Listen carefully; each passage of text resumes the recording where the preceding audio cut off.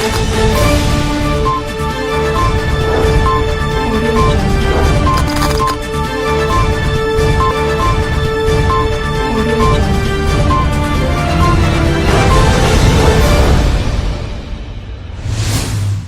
जिनेंद्र। आत्मा चैनल देख रहे सभी दर्शकों का मैं नलिनी स्वागत करती हूं।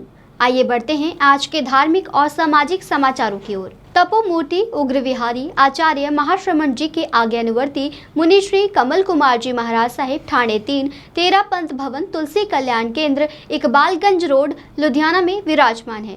आज अक्षय तृतीया के उपलक्ष्य में एक कार्यक्रम का आयोजन 13 पंथ भवन तुलसी कल्याण केंद्र में किया गया, जिसमें बहुत से लोगों ने पारणा किया। मेरे से बड़े बड़े संतों के लगातार समाज सेवे मेरे से पहले भी बहुत पहले, और वो पास में 13 पंथ भवन जैन भवन, वो बोले इसका नाम लेते ही वो तो परिवार आना छोड़ देता है। उस परिवार ने भवन समाज को समर्पित कर दिया और साथ में कितने रुपये लो। मैंने कहा काम होता है ना, ऐसे करे से होता है। महाराज ने कहा काम हो जाएगा। श्रद्धावान व्यक्ति सब कुछ प्राप्त करता है। मैंने जंगल झाड़ पाड़ उजाड़ पार किए ना, किसके बलबूते? श्रावक श्राविकों के बलबूते, काशिदों के बलबूते नहीं किए मैंने। श्रावक बहुत बड़ी चीज होती है। मुझे बहुत गौरव है कि मैंने मेरे जीवन में प्रण कर रखा है कि मुझे अपने जीवन में चरैवेति की साधना करते हुए गांव गांव में आध्यात्मिक जागरण करना है। जब पंजाब आया हूं तो पंजाब के कई क्षेत्रों का भी अवलोकन करना है, क्योंकि मुझे कई व्यक्ति ऐसे कह के आए थे पंजाब सो गया, पंजाब खो गया 60%।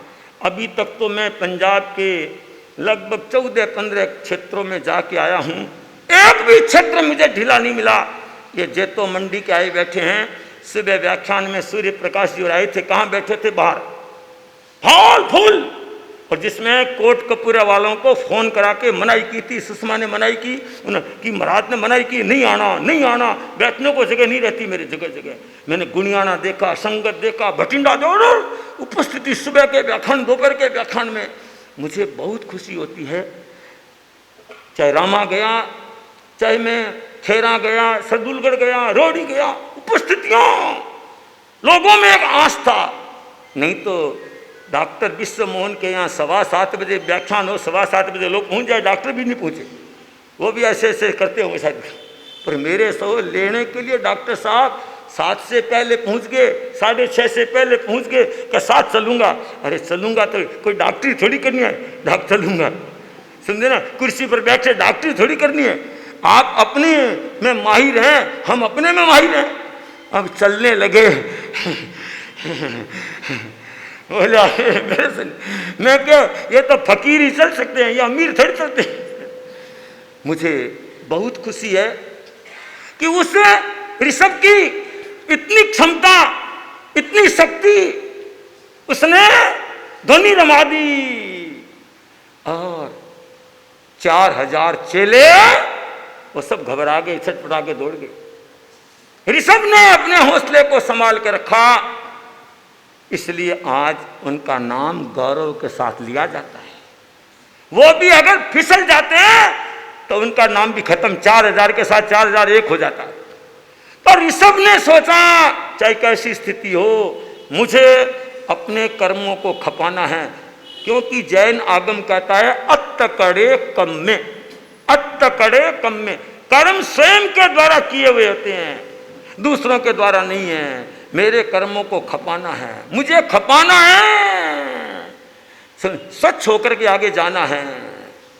लुधियाना से कैमरामैन जसविंदर के साथ राजेश मेहरा की रिपोर्ट। श्रुत वारिधि उप परवर्तनी कोकिला कंठी जैन भारती महासाध्वी श्री मीणा जी महाराज साहिब, कर्मठ साध्वी महासाध्वी श्री मुक्ता जी महाराज साहिब, मधुर गायिका प्रवचन प्रभाविका साध्वी श्री समृद्धि जी महाराज साहिब, विद्याभिलाषी साध्वी श्री उत्कर्ष जी महाराज साहिब जी के पावन सानिध्य में एसएच जैन सभा सिविल लाइंस में अक्षय तृतीया के पावन अवसर पर आज अक्षय तृतीया पारणा महोत्सव करवाया गया।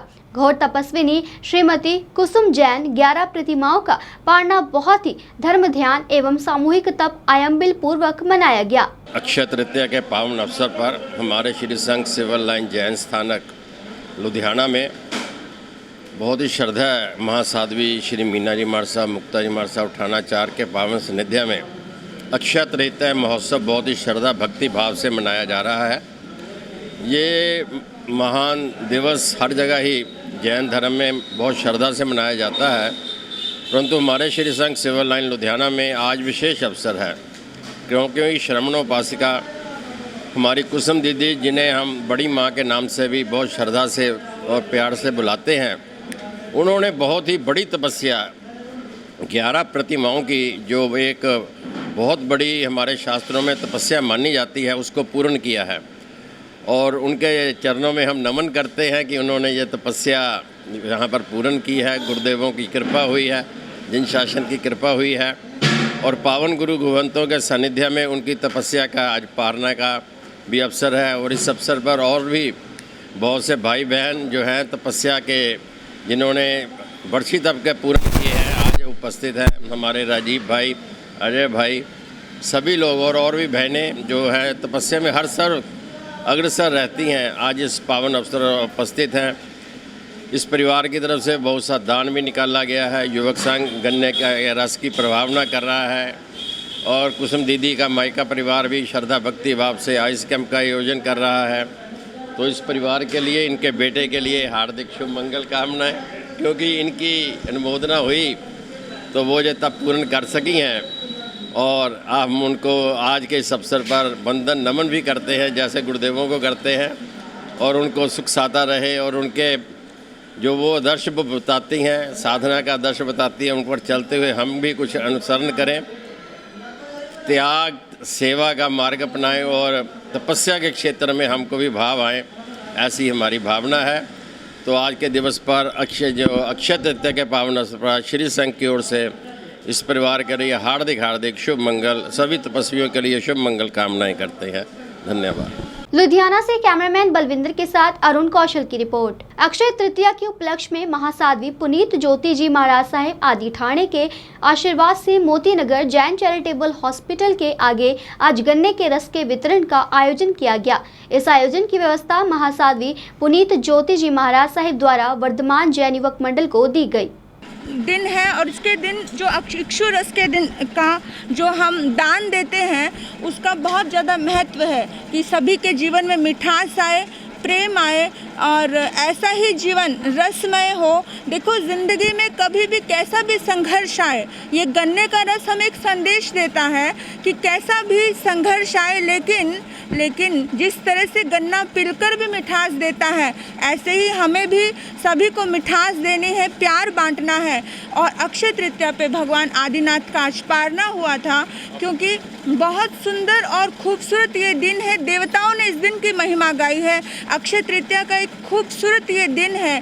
क्यों है ये दिन? क्योंकि आप सोचो कि आखिर आज क्या है, क्योंकि आज ज्योतिषी आचार्य जी बताते हैं कि आज के दिन सूर्य और चांद उच्च ग्रहों में विराजमान है। आज का दिन बहुत विशेष है, और 2022 ये चल रहा है। 2022 में शुक्र की दशा महान दशा है। इस दशा में सभी को सुख सुविधा प्रदान होती है। आज जितने दिल से कोई दान देता है, पूरी ज़िंदगी वो सुख और सुविधाओं से परिपूर्ण होता है। तो आज का दिन बहुत मंगलमय है। जिन्होंने भी इस पूरे युवक मंडल को हम बहुत सारी साधुवाद देते हैं, शुभकामनाएं देते हैं कि आज इन्होंने ये गन्ने के रस का प्रधान नवल जी, अनूप जी, सेक्रेटरी रजनीश जी, सभी को, सत्य नारायण जी, सभी को बहुत बहुत धन्यवाद है। आत्मा चैनल को बहुत बहुत धन्यवाद है कि सभी ये एक सुंदर लंगर लगा रहे हैं। बोले भगवान महावीर स्वामी की जय, तीर्थंकर श्री आदिनाथ जी भगवान की जय।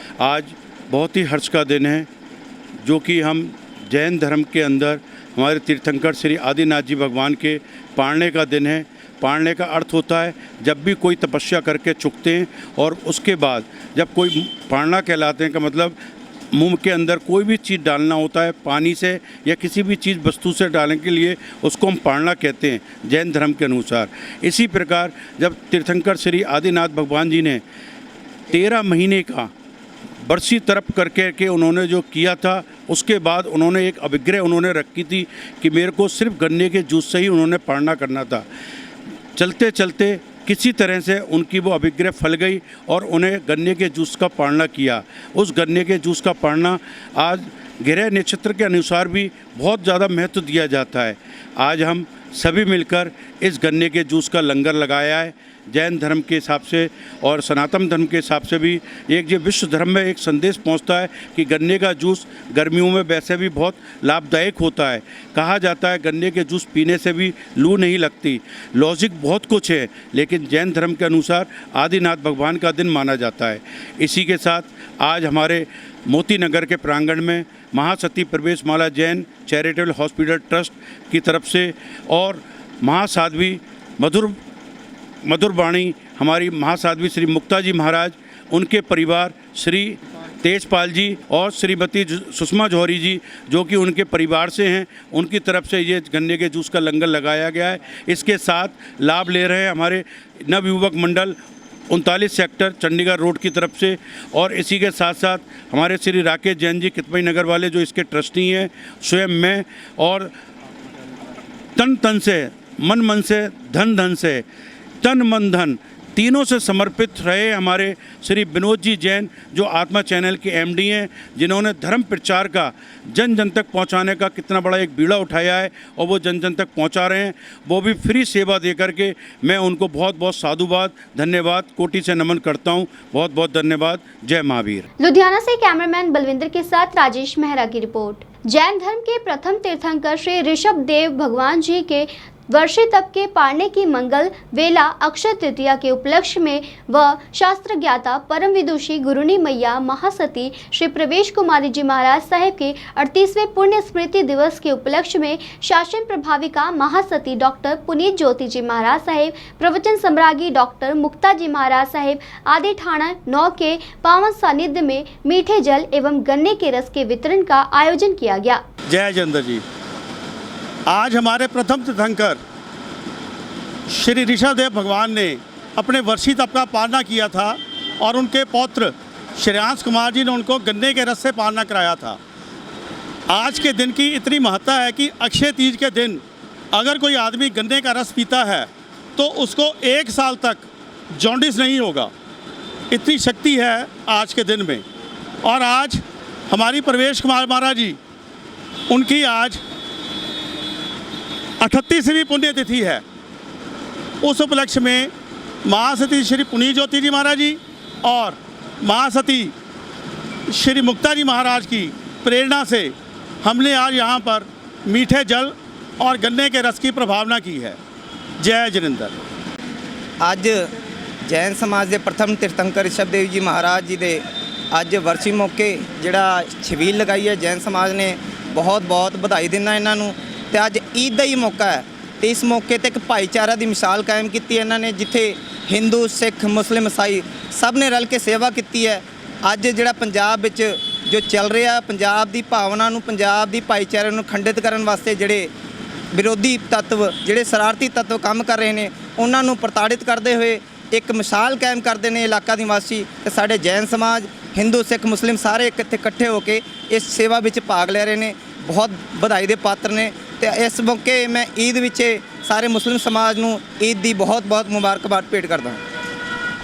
लुधियाना से कैमरामैन बलविंदर के साथ अरुण कौशल की रिपोर्ट। अकाल तख्त ने श्री गुरु ग्रंथ साहिब जी के स्वरूप को अनाधिकृत तरीके से छापने और गुरबानी को कथित रूप से विकृत करने के लिए अमेरिका स्थित थमिंदर सिंह आनंद के खिलाफ कार्रवाई शुरू करने की पूरी तैयारी कर ली है। अकाल तख्त के कार्यवाहक जत्थेदार ज्ञानी हरप्रीत सिंह ने इस मुद्दे पर लोगों की प्रतिक्रिया प्राप्त करने के लिए सिख विद्वानों और विभिन्न संगठनों के प्रतिनिधियों के साथ विचार विमर्श करने के लिए 3 मई को एक पंथिक मंडली बुलाई गई। सभी संगठनों को श्री अकाल तख्त साहिब में अपनी शिकायतों को भूलकर सभा में शामिल होने के लिए कहा गया, ताकि पंथिक विचार के माध्यम से श्री गुरु ग्रंथ साहिब जी की पवित्र गुरबानी के साथ छेड़छाड़ करने वालों के खिलाफ उचित कार्रवाई की जा सके। तब से कई सिख संगठन श्री अकाल तख्त साहिब में पहुंचने लगे।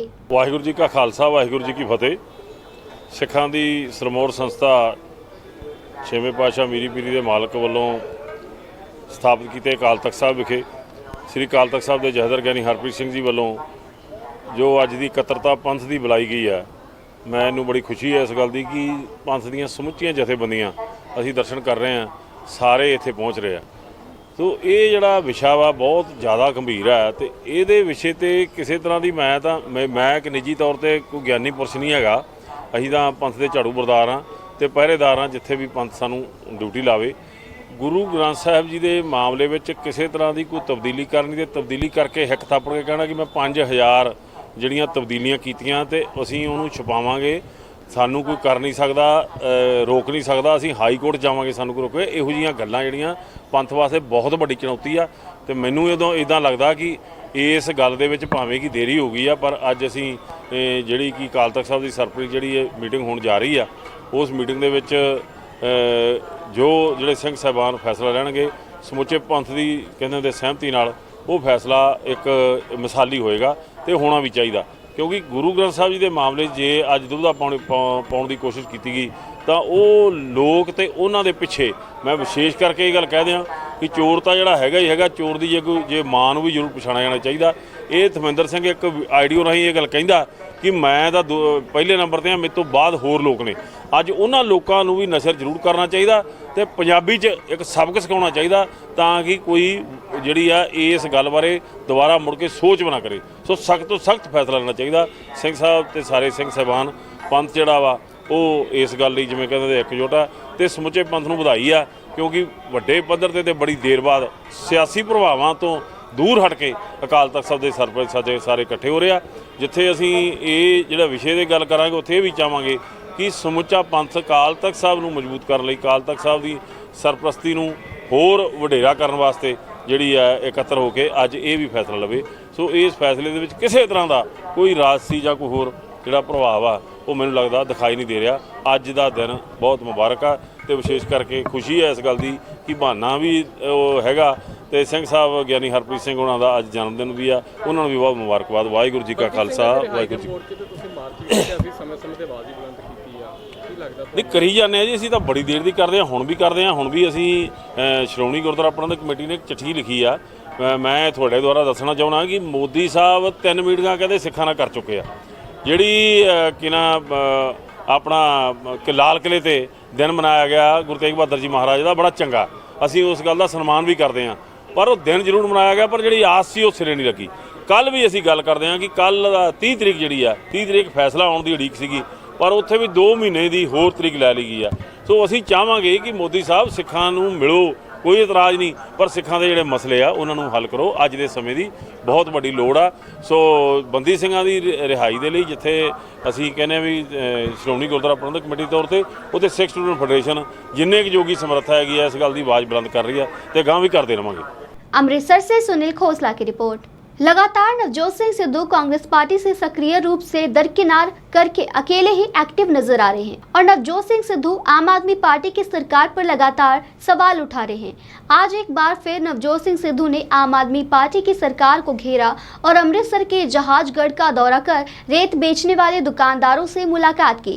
इस मौके उन्होंने केजरीवाल पर तंज कसे। उन्होंने कहा कि केजरीवाल ने झूठ बोलने में सुखबीर बादल को भी पीछे छोड़ दिया है। वहीं नवजोत सिंह सिद्धू के बारे में बात करते हुए रेत बजरी एसोसिएशन के दुकानदारों ने कहा कि नवजोत सिंह सिद्धू नई सरकार बनने के बाद से यहां पर 2 बार आ चुके हैं, लेकिन अपने 18 साल के कार्यकाल में उनके द्वारा रेत की पॉलिसी नहीं बनाई गई। दिल पंजाबी, रूह पंजाबी, जमंदरू पंजाबी, गल पंजाब दी और पंजाब दे लोकां दे नाल भखदे मसलियां दी उन्हां दी जिंदगी दी आ कीड़ी रेता मित्र प्यारिया मेरे किहड़ा कपड़े गंदे हुंदे आ।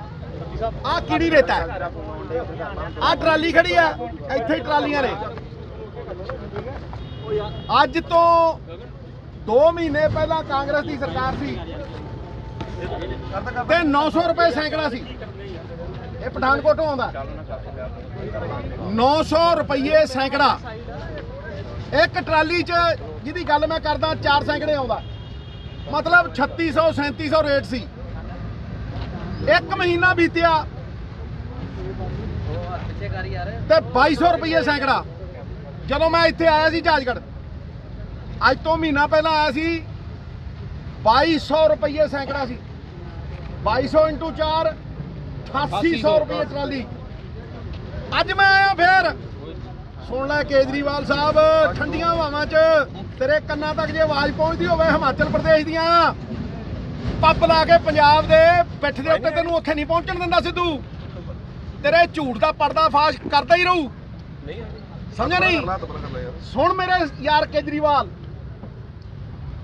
ਦੁਨੀਆ 'ਚ ਝੂਠੇ ਦੇਖੇ ਨਾ ਤੇਰੇ ਨਾਲੋਂ ਵੱਡਾ ਝੂਠਾ ਤੂੰ ਤਾਂ ਸੁਖਬੀਰ ਤੋਂ ਅੱਗੇ ਲੰਘਿਆ ਹੋਏ। ਗਪੌੜ ਸ਼ੰਖ ਕਿੱਥੇ ਤੇਰਾ 20,000 ਕਰੋੜ ਓਏ ਮਿੱਤਰ ਪਿਆਰਿਆ। ਅੱਜ ਟਰਾਲੀ 16,000 ਰੁਪਏ ਟਰਾਲੀ ਮਿਲਦੀ ਨਹੀਂ। ਕੰਸਟਰਕਸ਼ਨ ਬੰਦ, ਮਿਸਤਰੀ ਘਰੇ, ਮਜ਼ਦੂਰ ਘਰੇ, ਪੱਠੇ ਬੰਦ, ਇੱਟਾਂ ਬਣਦੀਆਂ ਨਹੀਂ। ਤੇ ਦੱਸੋ ਕੇਜਰੀਵਾਲ ਸਾਹਿਬ, ਮਜ਼ਦੂਰ, ਬੜਾਈ, ਕੰਸਟਰਕਸ਼ਨ ਵਰਕਰ, ਦੁਕਾਨਦਾਰ ਕਿੱਥੇ ਜਾਵੇ? ਉਹਨਾਂ ਦੀ ਗੱਲਾਂ ਕਰਦਾ ਤੂੰ ਆਮ ਆਦਮੀ ਦੀਆਂ ਓਏ ਮਿੱਤਰਾ, ਤੇ ਆਮ ਆਦਮੀ ਦਾ ਘਸਿਆਰਾ ਬਣਾ ਖੜਾ।